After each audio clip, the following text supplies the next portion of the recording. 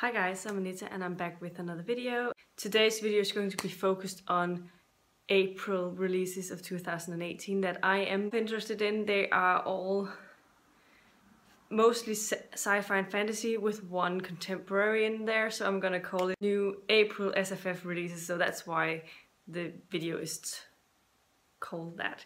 I'm gonna go into the books as they are being released.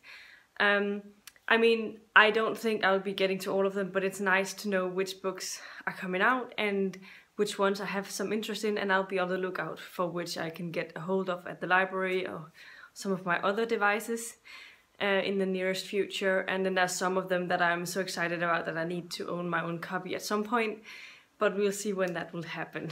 The first book that I'm interested in is called Freya Starter by Rachel Pudalek or something like that. It's the first book in an urban fantasy series called Wild Women, and it is called a fierce feminist fantasy series, so that's definitely something I'm interested in. And it introduces us to Phelan Frey, a bounty hunter and a member of the Washington Huldra coterie, who must unite the succubi, harpies, mermaids and Rosalki to rescue her sister and escape the clutches of the hunters, the mysterious men who have been controlling the wild women for centuries. Well-behaved women seldom makes history, but they always still end up as the monsters in folklore. I don't want to read more, but I feel like just those a couple of sentences about the book makes me interested in reading it. And yeah, it's coming out on April the 1st, so it's actually already out at this time. Or well, it actually doesn't have a specific date, but usually when it just say April 2018 on Goodreads, it means that it's coming out on April the 1st. The next one on my list that's coming out this month is School for Psychics by K.C. Archer.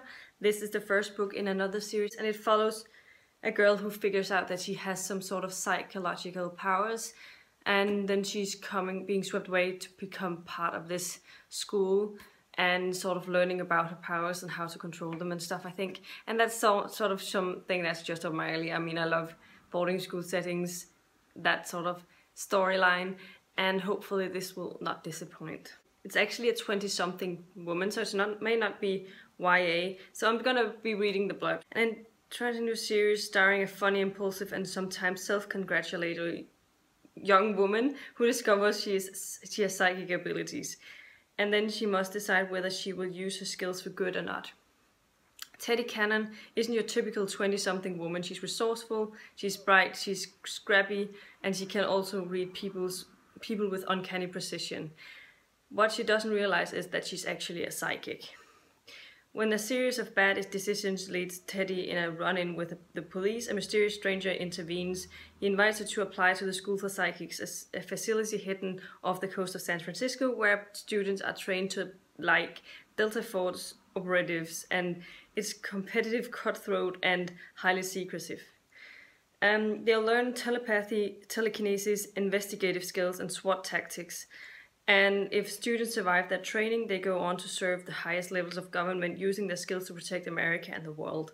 And so that sounds really interesting to me. I thought it was going to be a YA or something when I first saw it, but actually if she's a 20-something girl, then she's a little older than the YA protagonist. So that is exciting, and I'm definitely interested in seeing more about this book. And this book comes out on April the 3rd. The next book I'm interested in reading is Wonder Blood by Julia Wicker. This is a standalone novel, so that also makes it interesting, and it sets 500 years into the future, where a mad cow-like disease called bent-head has killed off most of the US population. Those remaining turn to magic and sacrifice to cleanse the earth. Wonder Blood is Julia Wicker's fascinating literary debut, set in barren United States, an apocalyptic wasteland where warring factions compete for control, and the land of strange and dangerous carnivals. Anyway, so this sounds like another dystopian novel set into the far future. Sometimes dystopians are not like things I want to read because they can be so accurate and feel so realistic that it scares me. But still, I always think it's a lot of fun reading them eventually, but I need to be in a certain type of mood when I read dystopians. But this definitely sounds interesting, and I'm happy that it's just a standalone. Also, just a note, all of these books are first in a series, standalones, or books just where I've come to. I don't mention sequels where I've not even started the series or if I'm not there by any means, because otherwise I would have a much longer list, because I have a lot of series that I'm interested in reading but I haven't started them yet, so I don't know if I'm excited about them or not. That will be the norm for these types of videos always. And this book also comes out on April the 3rd.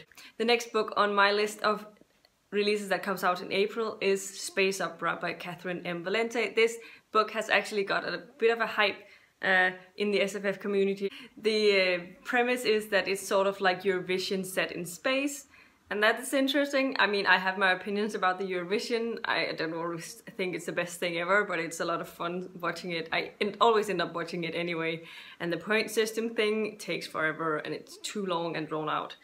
But I remember the time when I had to get through all of the points one by one, and now luckily it's only the three larger points that are actually announced. This is not unnecessary for this topic. Anyway, this is the blurb. A century ago, the sentient wars tore the galaxy apart and nearly ended the entire concept of intelligent spacefaring life. In the aftermath, a curious tradition has invented something to cheer up everyone who was left behind and bring the shattered worlds together in the spirit of peace, unity and understanding. Once every cycle, the civilization gather for the mega galactic Grand Prix, the gladiatorial contest, part beauty pageant, part concert extravaganza and part continuation of the wars of the past.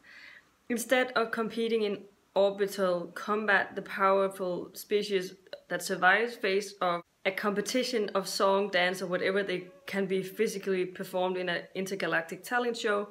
The stakes are high for this new game and everyone is forced to compete. This year though, the humankind has discovered the enormous universe, and while they expected to discover a grand drama of diplomacy, gunships, wormholes and stoic councils of aliens, they must instead found glitter, lipstick and electric guitars. Mankind would not get to fight for its destiny, they must sing. It sounds fun. A one-hit wonder band of human musicians, dancers and roadies from London, Decibel Jones and the Absolute Zeros have been chosen to represent Earth on the greatest stage in the galaxy, and the fate of their species lies in their ability to rock. This sounds so silly, but still so cool, and I want to read it. I think it's one of those books that I'm probably going to try and get pretty quickly, possibly on my Kindle, I'm not sure yet. And this book also comes out on April the 3rd. The next book on my list is The Wolf of Oren-Yaro, I think, by K.S. Villoso. This is the first book in the annals of the Bitch Queen. And this is the premise. They called me Bitch the She-Wolf because I murdered a man and made my husband leave the night before they crowned me. Born under the crumbling towers of Oren-Yaro, Talien Arendar Orena's life unfolded like a storybook. The shining jewel and legacy of the War of the Wolves that nearly tore her nation apart. Her marriage to the Ikeza heir Rael spoke of peaceful days to come. But all storybooks must end. Rael suddenly left the night before they were crowned, leaving the land as divided as before. Years later, in the midst of the warlords' rising tensions, Talien receives a message from Rael urging her to meet him in the empire of Sirina Oxiaro.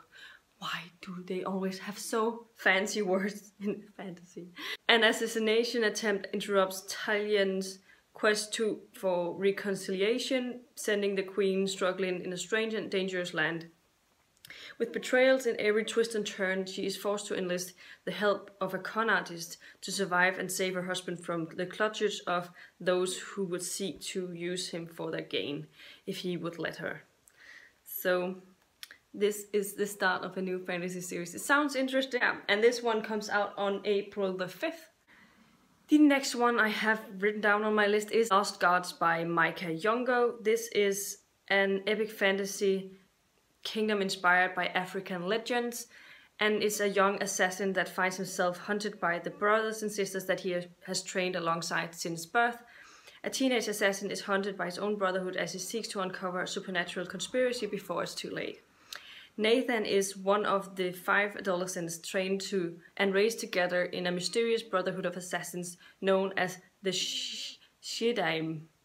When Nathan is framed for the murder of the closest friend, he pursues his betrayer, and in so doing learns there's far more to the Brotherhood and even the world itself than he'd ever thought possible. And it sounds like a quite fast-paced fantasy, and I like those fantasies where he's sort of on the run but also trying to dig into the secrets of this world and that sort of thing. So I'm definitely very intrigued about this, and I like that it's an African-inspired fantasy again. We don't see a lot of that, so I'm super excited about that.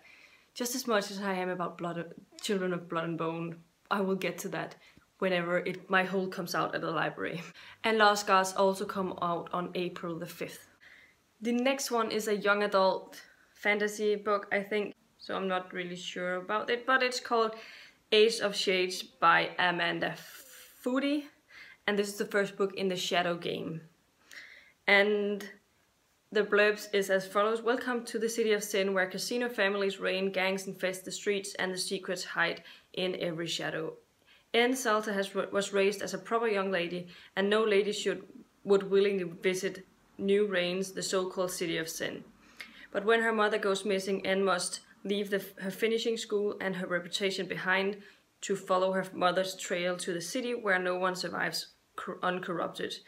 Frightened and alone, her only lead is a name, Levi Glacier. Unfortunately, Levi is not the gentleman she expected. He's a street lord and a con man. Levi is also one payment away from cleaning up a rapidly unraveling investment scam, and so he doesn't have the time to investigate a woman leading a dangerous double life. Anne's offer of compensation, however, could be the solution to all his problems. Their search of clues leads them through the glamorous casinos, illicit cabarets, and into the clutches of a ruthless mafia donna. As Anne unearths the impossible secrets about her past, Levi's enemies catch up to them, ensnaring them in a vicious execution game where their players always lose. To save him, Anne will need to surrender herself to the city, and she'll need to play. And I think it sounds pretty interesting, and like a fantasy sort of set in, if a fantasy was set in Las Vegas or something, so that sounds pretty interesting, and I definitely would like to read that. And this one comes out on April the 10th. The next one on my list is Fire Dance by Ilana C. Meyer. This is a standalone, I think, and the blurb goes as follows: espionage, diplomacy, conspiracy, passion, and power are the centrally choreographed steps of the soaring new high fantasy novel by Ilana C. Meyer. One woman's epic mission to stop a magical conflagration. Lynn, newly initiated in the art of the otherworldly enchantments, is sent to aid her homeland's allies against vicious attacks from the fire dancers, mysterious practitioners, and strange and deadly magic. Forced to step into a dangerous waltz of tradition, treachery, and palace secrets, Lynn must also raise the ticking clock of her own rapidly dwindling life to learn the truth of the fire dancers' war, and how she might prevent death on a scale too terrifying to contemplate. Another fantasy novel, but I like that this is a standalone. There's not a lot of high fantasy standalones out there, so whenever there is one, it's nice to read it and know that the story is complete when I finish it. And this sounds pretty interesting, and I like the cover. There's a very intriguing cover, I think. And this one comes out on April 10th as well. The next one on my list is Circus by Madeline Miller. This is the author that also wrote Song of Achilles, which I'm currently reading and really enjoying. So I'm very interested in this one, and it seems like it's another Greek mythology retelling that she's going into. And it seems like she knows her ancient Greek myths, so it's very accurate, and I really enjoy that. So I hope that the next one will be in the same vein. The prompt is as follows. In the house of Helios, a god of the sun and mightiest of the Titans, a daughter is born. But Circus is a strange child, not powerful like her father, nor viciously alluring like her mother. Turning to the world of mortals and companionship, she discovers that she does possess power, the power of witchcraft, which can transform rivals into monsters and menace the gods themselves. Threatens Zeus, banishes her to a deserted island where she becomes where she hones her occult craft, tames wild beasts, and crosses paths with many of the most famous figures in all of mythology, including Minotaur, Daedalus, and the doomed son Icarus, the murderous Medea, and of course the wily Odysseus. But there's danger too for a woman who stands alone, and Circe unwittingly draws the wrath of both men and gods, ultimately finding herself pitted against one of the most terrifying and vengeful of the Olympians. To protect what she loves most, Circe must summon all of her strength and choose once and for all whether she belongs with the gods she is born from or the mortals she has come to love. With unforgettably vivid characters, mesmerizing language, and page-turning suspense, Circe is a triumph of storytelling, an intoxicating epic of a family rivalry, palace intrigue, love and loss, and as well as celebration of indomitable female strength in a man's world. And it sounds pretty interesting and quite different from Song of Achilles, which is something that I really appreciate. And this book also comes out on April the 10th. The next one on my list is The City of Los Mochis by Brian Camp. This is another one, I think that's a standalone. The prompt is as follows. The post-Katrina New Orleans of the City of Los Mochis is a place haunted by its history and the hurricane destruction. A place that is hoping to survive the rebuilding of its present long enough to ensure that it has a future. Street magician Jude Dubuisson is likewise burdened by his past and by the consequences of the storm, because he has a secret, the magical ability to find lost things, a gift passed down from him by the father that he has never known, a father who just happens to be more than just human. Jude has been lying low since the storm, which caused so many things to be lost in that it played havoc with his magic, and he is hiding from his own power, his divine former employer, and the debt owed to the fortune god of New Orleans. But his 6 years retirement ends abruptly when the fortune god is murdered and Jude is drawn back into the world he tried so desperately to leave behind. A world full of magic, monsters and miracles, a world where he must find out who is responsible for the fortune god's death, uncover the plot that threatens the city's souls, and discover what his talents for lost things has always been trying to show him, what it means to be his father's son. So it sounds interesting, different, and I like that it's a New Orleans setting. I don't read a lot of things that is set there, and it will take something from the Hurricane Katrina and sort of that aftermath of that, and I think that sounds interesting. And this book comes out on April 17th. The next one on my list is From Unseen Fire by Cass Morris. This is the first book in the Avon cycle, and the blurb goes as follows. The dictator is dead, long live the Republic. But whose republic will it be? Senators, generals, and elemental mages vie for power to shape the future of the city of Avon. Latona of the Vitilier, a mage of spirit and fire, she has suppressed her phenomenal talents for fear they would draw onward attention from unscrupulous men. Now that the dictator who threatened her family is gone, she may have an opportunity to seize a greater destiny as the protector of the people, if only she can find the courage to try.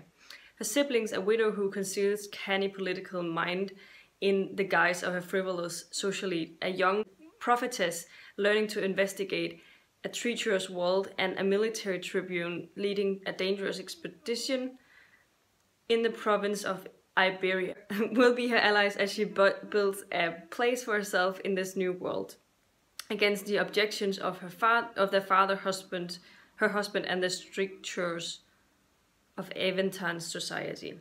Latona's path intersects with that of a Sempronius tyrant, an ambitious senator harboring a dangerous secret. Sacred law dictates that no mage may hold high office, but Sempronius, as shadow mage who has kept his abilities a lifelong secret, intends to do just that. As rebellion brews in the provinces, Sempronius must outwit the ruthless leader of the opposing Senate faction to claim the political and military power he needs to secure a glorious future for Avon and his own place in history. Why are these sentences so long?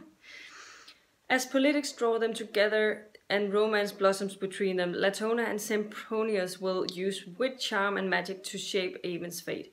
But when their foes resort to brutal violence and foul sorcery, will their efforts be enough to save the republic they love?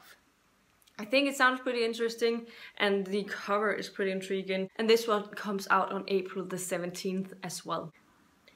The next one on my list is Blackfish City by Sam J. Miller. This is a science fiction novel, and the blurb is as follows. After the climate wars, a floating city is constructed in the Arctic Circle, a remarkable feat of mechanical and social engineering, complete with geothermal heating and sustainable energy. The city's denizens have become accustomed to a roughshod new way of living. However, the city is starting to fray along the edges. Crime and corruption have set in, and contradictions of incredible wealth alongside direst poverty are spawning unrest, and a new disease called the Breaks is ravaging the population.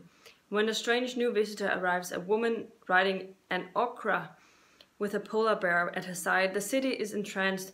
The Ochramancer, as she is known, very subtly brings together 4 people, each living on the periphery, to stage unprecedented acts of resistance. By banding together to save their city before it crumbles under the weight of its own decay, they will learn shocking truth about themselves. Blackfish City is a remarkably urgent and ultimately very hopeful novel about political corruption, organized crime, technology run amok, and consequences of climate change, gender identity, and the unifying power of human connection. And I think it sounds really interesting. I don't read a lot of books that are set in the Arctic Circle, around the Arctic Circle, so I find that super intriguing, and I'm very interested in this book as a whole. And this book also comes out on April 17th. The next one is, I think, more in the horror genre than it's sci-fi fantasy, but it is called The Atrocities by Jeremy C. Shipp. This is a short story novella thing. Jeremy Shipp brings you Atrocity, a haunting gothic fantasy of a young ghost education. When Isabella died, her parents were determined to ensure her education wouldn't suffer. But Isabella's parents had not informed her new governess of Isabella's condition, and when Miss Valdez arrives at the estate, having forced herself through a surreal nightmare maze of twisted human-like statues, she discovers that there's no girl to tutor. Or is there? And I think that sounds really, really funny about someone having to tutor a ghost. It's just something that I would really like to read. And since it's a short story, it might be pretty cheap on Kindle, so I'll definitely be on the lookout for that. And this book will be released on April 17th as well. And the final book on my list is going to be the only contemporary book on my list, and that is Leah on the Offbeat by Becky Albertalli. This is, I want to say, a direct sequel to Simon vs. the Homo sapiens Agenda. I mean, all of the books by Becky Albertalli has some connection to that first novel, but Leah is one of the main side characters in Simon vs. the Homo sapiens Agenda, so I'm really looking forward to reading this book. I really enjoyed the Simon vs. the Homo sapiens Agenda, and Leah specifically was one of my favorite characters, so I'm really interested in seeing what is going to happen to her in this book. And so I don't want to read the blurb because I don't want anything else I don't want to know anything else going into it. I didn't write down the date for some odd reason, but I'll put the date it comes out here, but I want to say it's around April 27th or something, but I might be wrong. So these were all of the books that comes out in April that I'm interested in. Let me know in the comments down below if you've heard of any of the books, if there are any of them you're excited about, which one do you plan on getting, and is this a sort of video you'd like to see from me in the future? Definitely let me know about that as well in the comments down below. And if you like the video, please give it a thumbs up, subscribe to my channel if you haven't already, and I'll see you in my next video very, very soon. Goodbye!